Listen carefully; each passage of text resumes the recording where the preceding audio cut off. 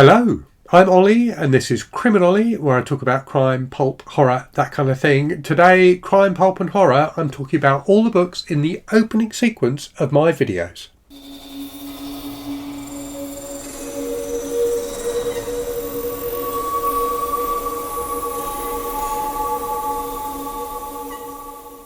So someone suggested this as a video idea in the comments the other day, and it's something that had never occurred to me, but I thought it was a really fantastic idea.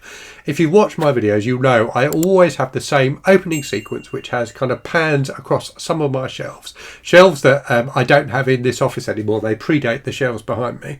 But yeah, someone said it would be fun to talk about all of the books that you see in that opening sequence. So I've been out looking in the garage, going through boxes there. I've had a look through the shelves behind me, and I found almost all of the books.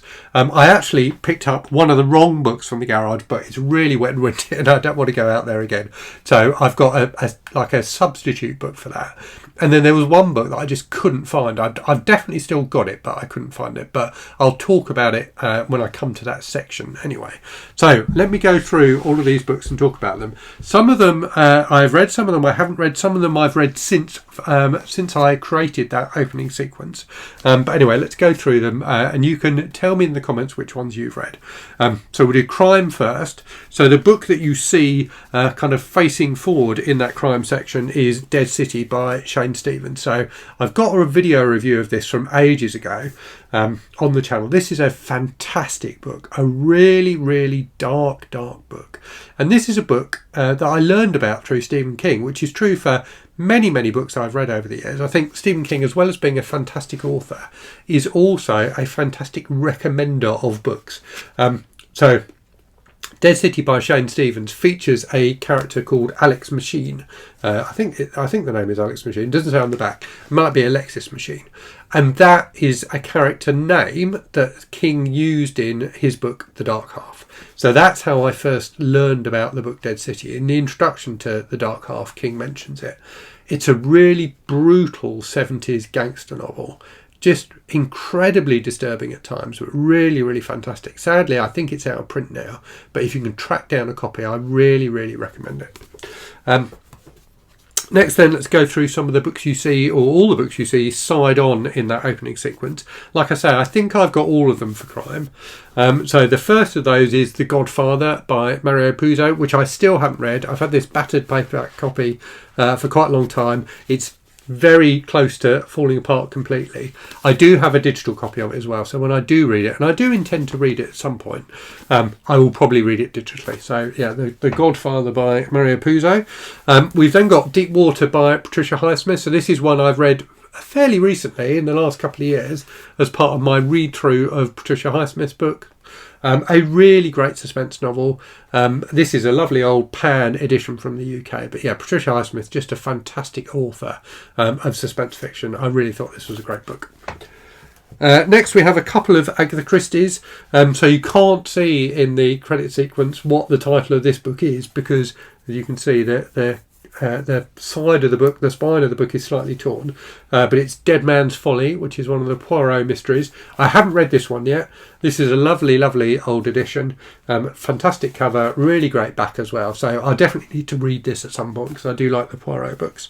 And then we have another Poirot one. This is from late on in Christie's career, I think. This says on the cover, first time in paperback, and it was published in 1972. So yes, definitely later on in her career. It's got a really weird cover. Some of these 70s Fontana editions of Christie books have really odd covers, and this is definitely one of those. So this is Elephants Can Remember, which is another one of the Poirot books.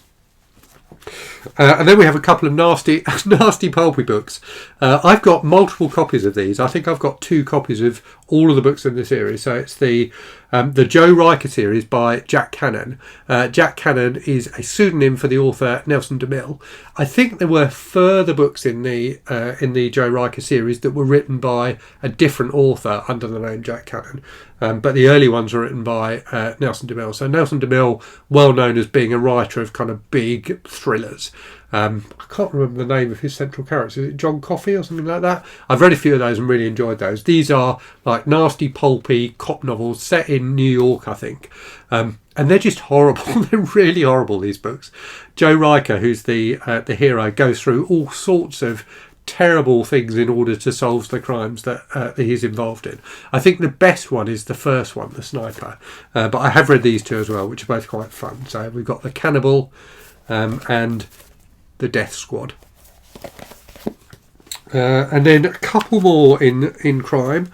So both by Ed McBain, my favourite author, one of which I've read, one of which I haven't read. So the one I've read, and I read it reasonably recently, in the last year or so, I think, is Alice in Jeopardy, which is one of his last books. So this is a standalone suspense novel about a woman whose kids go missing and about her trying to figure out where they've gone. So it was not one of McBain's best, but decent.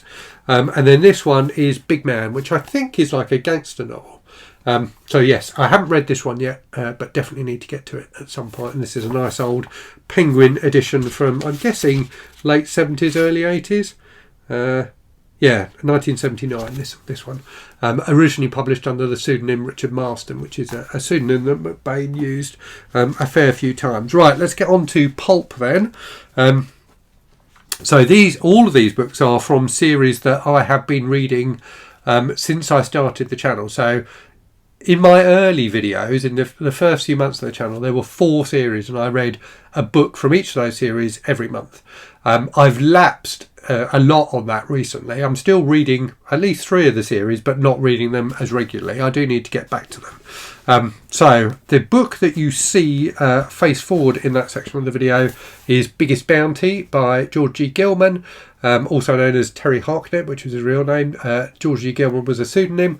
So this is from the Edge series. It's book, I don't know what book it is actually, but it's one of the fairly early ones. Oh, it's book 12. Biggest Bounty. So the Edge series, a brutal series of 70s westerns from the UK. So Harknett was a British writer, but set in the Old West, and they're just really entertaining. I really like them, and I've got dozens and dozens and dozens of them in the garage, which I need to work through gradually.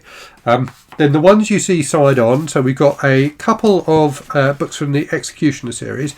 I think this might be one where there was one I couldn't find, and I can't remember which one it was now. I'm pretty sure, it was the Vegas one, the Las Vegas one. So the early Executioner books are all named after cities. So we do have, or places, should we say. So we do have Caribbean Kill and Chicago Wipeout, both by Don Pendleton. So these feature Mac Bolan, the Executioner, a one-man army taking on the Mafia. Again, another series I was reading through and continue to read through. This is probably the one that I've been most diligent about continuing to read. There are over 400 books in the Executioner series in total. Not all of them by Don Pendleton. He just wrote the first 26 or so, I think it is. And I haven't yet finished reading the Pendleton ones, but I do intend to keep going with the series for as long as I can. So yeah, two of those. And then this is the one where I picked up the wrong book. So I can't remember which one I was supposed to get, but instead of whatever book of gore it was, I got Players of Gore by John Norman. And then the one I should have got was Assassin of Gore by John Norman. So there are two gore books in that credit sequence. This one and one other one, but I accidentally picked up the wrong book. So this is the series that I've kind of stopped reading, although I may go back to it at some point. So this is something of a notorious fantasy series. I think he started them in the very late 60s, and they ran, well, he's still writing them now, which is insane. There are, I think, 40 plus books in the series, and they're a bit like the Barsoom books by, I've forgotten his name now. That's terrible, isn't it? Edgar Rice Burroughs. They are about a guy who gets transported to another world. So in this case, the hero is a guy called Tal Cabot, who gets transported from Earth to Counter Earth, or Gore, which is a fantasy world that's got flying, huge flying birds that men can ride and things like that, and all sorts of stuff like that. All sorts of typical rip-off fantasy type stuff, but also have this unpleasant element to them, which is around gender relations, basically. So the women in Gore are subservient to the men and are happily subservient to men, and that is a theme that's it's kind of there in the background in the first few books, but the further you go in the series, the more it comes to the forefront. John Norman had some very strange ideas about the relationships between men and women, and they become more and more, as I say, in the foreground, more and more prevalent as the books go on, which is why many people, me included at the moment, don't get past the first few books in this series. I think I read up to about book 8 or 9.